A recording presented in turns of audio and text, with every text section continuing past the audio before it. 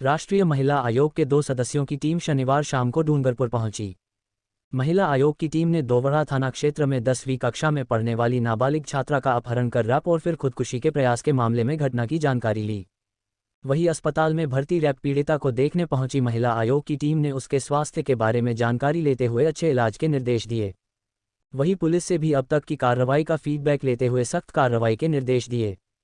दोवड़ा थाना क्षेत्र ने 10वीं कक्षा में पढ़ने वाली एक 15 साल की नाबालिग छात्रा का अपहरण कर रैप की घटना हुई थी। नाबालिग छात्रा स्कूल गई थी और आरोपी उसे भगा कर ले गया था। इसके बाद नाबालिग छात्रा ने दोवड़ा थाने में 3 युवकों पर गैंगरेप के आरोप लगाए थे, जबकि 2 युवकों पर उनका सहयोग देने के भी आरोप लगाए थे। मामले में पुलिस रैप के आरोपी की तलाश कर रही थी। वहीं रैप पीड़िता ने कल शुक्रवार को अपने ही घर के पीछे दुपट्टे से फांसी का फंदा लगाकर सुसाइड की कोशिश की। इसके बाद उसे गंभीर हालत में डूंगरपुर अस्पताल के आईसीयू में भर्ती कर लिया था। नाबालिग की हालत नाजुक बनी हुई थी। मामला सामने आने के बाद राष्ट्रीय महिला आयोग की टीम ने भी संज्ञान में लेते हुए एसपी और कलेक्टर से फीडबैक लिया।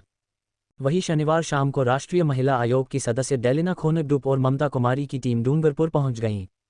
महिला आयोग की टीम के आते ही पुलिस और प्रशासन की टीमें भी सर्किट हाउस पहुंच गई। मामले में जांच अधिकारी आसपुर डीएसपी रतनलाल चावला से घटनाक्रम की जानकारी ली। वहीं घटना को लेकर अब तक की कार्रवाई के बारे में भी बताया गया। पुलिस ने यह भी बताया कि रैप के आरोप में गणेश 20 पुत्र लक्ष्मण दामोर निवासी ओडा बड़ा को गिरफ्तार कर लिया था। इसके बाद महिला आयोग की टीम अस्पताल में भर्ती मासूम बच्ची की हालत को देखने अस्पताल पहुंच गई। अस्पताल अधीक्षक डॉक्टर महेंद्र डामोर से उसकी तबीयत के बारे में फीडबैक लिया। वहीं बच्ची में माता पिता के भी बात करते हुए उसके स्वास्थ्य के बारे में जानकारी ली।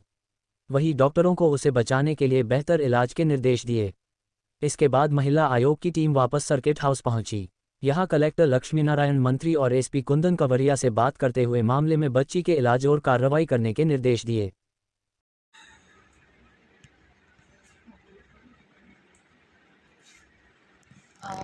हम राष्ट्रीय महिला आयोग के टीम हैं तीनों। तो यहाँ पर जो घटना हुआ है, जिस लड़की के साथ गलत काम हुआ है, उसके लिए हम लोग इन्वेस्टिगेट करने के लिए, इंक्वायरी करने के लिए आए हुए हैं। लेकिन वो जो लड़की है वो अभी बात करने की स्थिति में नहीं, तो उसके साथ हमारा इंटरेक्शन नहीं हुआ है अभी तक। तो जो भी इंफॉर्मेशन पुलिस की तरफ से या उनके फैमिली की तरफ से जो मिले हैं, वो हम लोग वो कलेक्ट करके उसको फिर से इंक्वायरी करेंगे, इन्वेस्टिगेट करेंगे और डीप में उसको स्टडी करके फिर उसका डिटेल से हम आपको बाद में दे सकते हैं।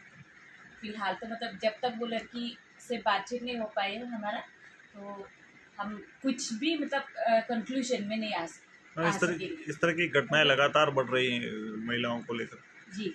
क्या अवेयरनेस को लेकर कुछ किया जा सकता है? मैं बताना चाहती हूँ कि ये घटनाएं राजस्थान में आए दिन होती रहती है और ये अभी हम लोग भीलवाड़ा से इधर आए हैं। भीलवाड़ा की घटना भी आपके संज्ञान में होगा और यहाँ की घटनाएं और भी घटनाएं आज भी पेपर में आई है। इस सारे को लेकर के हम लोगों ने इसके फंडिंग, इस केस के लेकर के कि जब तक विक्टिम कुछ अपना बयान नहीं दे पाती है, तब तक हम लोग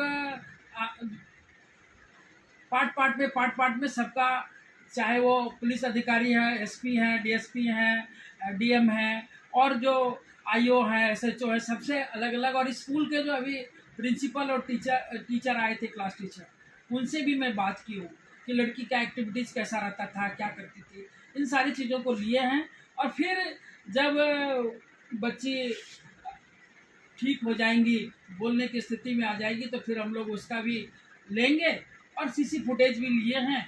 सबको खंगाल के हम लोग रिपोर्ट देंगे और एक नतीजे पर पहुंचेंगे। मैडम, एक विशेष बात जो पॉक्सो से रिलेटेड है, जो केस है, ये छोटी बच्चियां, जो स्कूली बच्चे हैं, तो ये जो घटनाएं ज़्यादातर जो हो रही है वो स्कूलों के आसपास जो असामाजिक तत्व है, इनका मूवमेंट बहुत ज़्यादा बढ़ा है। इसे लेकर पुलिस का कोई स्पेशल मूवमेंट नहीं दिखाई जाता, कहीं ये कारण भी रहा हो? देखिए, पुलिस का जब समाज में पुलिस का एक होना चाहिए दबदबा। ये कानून के रक्षक हैं, उनका दायित्व तो है और उनको इन चीज़ों पर दायित्व का निर्वहन पूरी जिम्मेदारी के साथ करना ही पड़ेगा। उसी के लिए आयोग अपने दायित्व के निर्वहन के लिए और कार्यक्रम को नतीजा तक पहुंचने के लिए ही हम लोग पहुंचे। मैडम, 1.5 महीने